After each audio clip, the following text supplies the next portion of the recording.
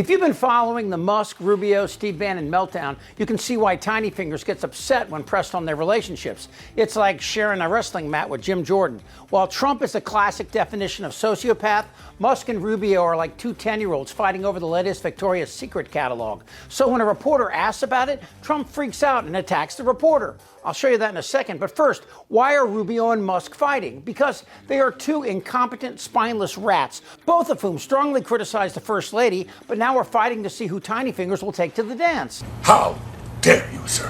How dare you? No, how dare you? No, how dare you? How dare you? No, how dare you? You dare to damn me? How dare you? How dare me when I how dare you? You big peepee head.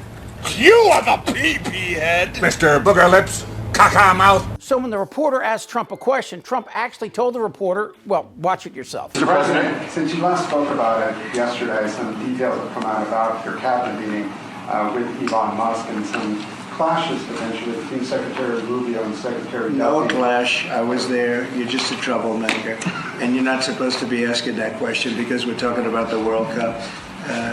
Elon gets along great with Marco, and they're both doing a fantastic job. There is no clash. But Mr. President, bottom line, Who are you with? NBC.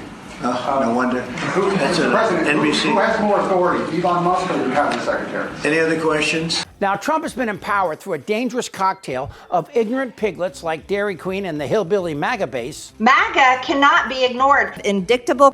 Joe Biden and his crew. Joe Biden's forcing you to be gay? No, not forcing me. Make sure you get that right. I ain't gay and I ain't got nothing to do with it, okay? On the other side, the spineless Republican Party who attacked Trump until Trump attacked back, and then they just rolled over and offered up their ass to the orange cockwaffle. So Trump has morphed into someone who no one criticizes without the entire Republican Party and Fox News attacking them. Even when it's obvious, Trump is a complete and indisputable moron.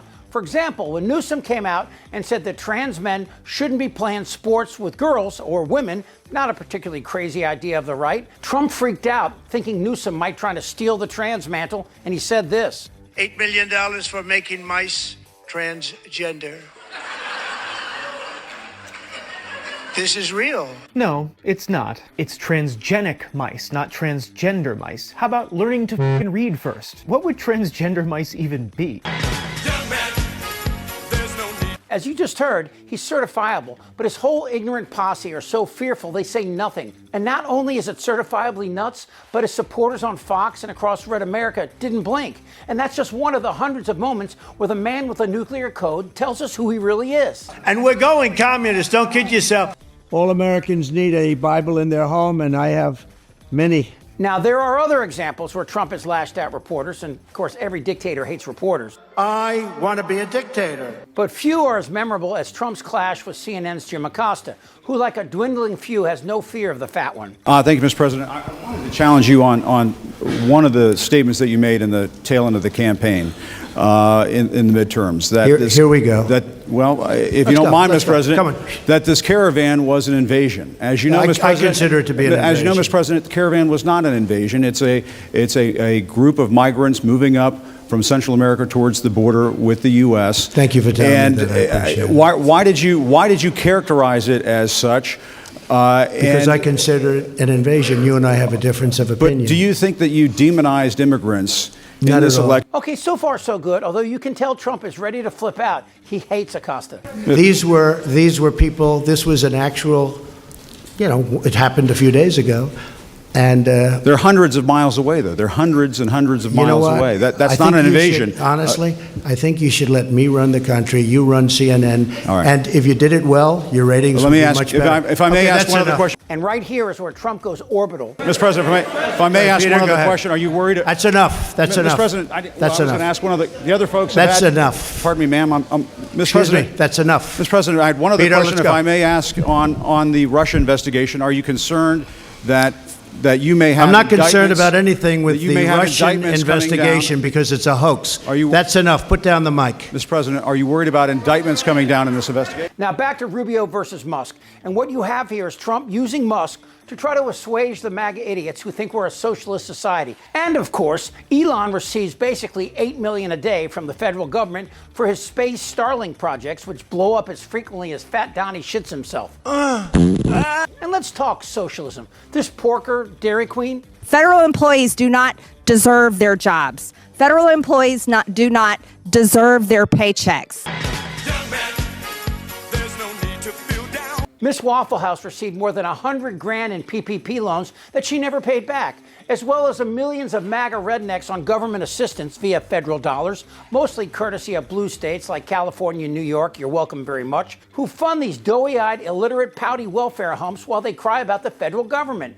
Trump brought in his BFF, an illegal from South Africa, who cut funding for both our national security and cancer research until some Republicans remembered where they kept their balls and put a stop to it. But Musk didn't stop there. He went after little Marco, who Trump made Secretary of State because he was too weak to ever challenge the First Lady. And Musk and Marco then got into a little bitch fight that Trump eventually had to shut down. No, how dare you? How dare you? No, how dare you? Now, the latest capitulation by Republicans has given Trump the belief that he can tell anyone anytime to go f themselves. And that coincides with the tech bros proving that money matters more to them than country by offering up their pasty arses for man titties to plow at his convenience. Musk and Zuckerberg now allow Nazis on Twitter and Facebook, while Bezos turns the Washington Post into more Trump toilet paper. But there is an upside.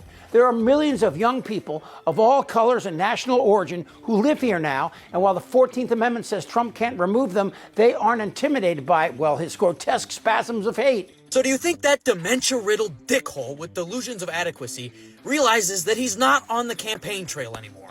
Because I'm pretty sure he doesn't. I mean, if you look at it, the only difference between his campaign speeches and his address to the Senate are the tenses on the goddamn verbs. I mean, I'm sure that speech hit pretty hard if your wife and your mom are both f***ing cousins, but for the rest of us who are capable of rational thought and aren't f***ing illiterate, all it was more of the same tired, bigoted bullshit. Let's see here. Lies? Check. Racist remarks? Check. Threats to allies? Check. Vague promises as to how his legislation is going to help you, despite every piece of evidence to the contrary. Check. And if you remember, I mentioned Bannon at the top. And while he still supports most of what Trump is, he held the line at corporate tax breaks for the rich at the expense of middle America. This is just the way it's got to be. And I'm a huge supporter of these tax cuts. No tax on tips, no tax on overtime, no tax on Social Security for working class people. I am not a fan of the corporate tax cut right now. The reason is they gamed the system last time. They didn't put in capital equipment. They didn't put in things to grow the economy. What did they do? Exactly what I said they were going to do. They went and put it in stock repurchases to drive up the price of their warrant and equity packages and made more money. And all those CEOs kind of skipped off, and the companies are where they are. Trump's attack on the Fourth Estate might be successful, but not everyone bends over for the First Lady. Acosta isn't backing down. Neither is Trudeau or Cheney or Kinzinger or Schiff, and I'm leaving somebody else. Dang, who is it? I've empowered you to be a tough guy. And I don't think you'd be a tough guy without the United States. Go f yourself. Oh, I like that. Bloated and fat and disgusting. Damn right. You're a nasty person. I'm as mad as hell. I don't want to talk about this stuff. Am I wrong? Tick-tock. You're in a lot of trouble, Donnie. I think he's crazy. I'm Chip Franklin.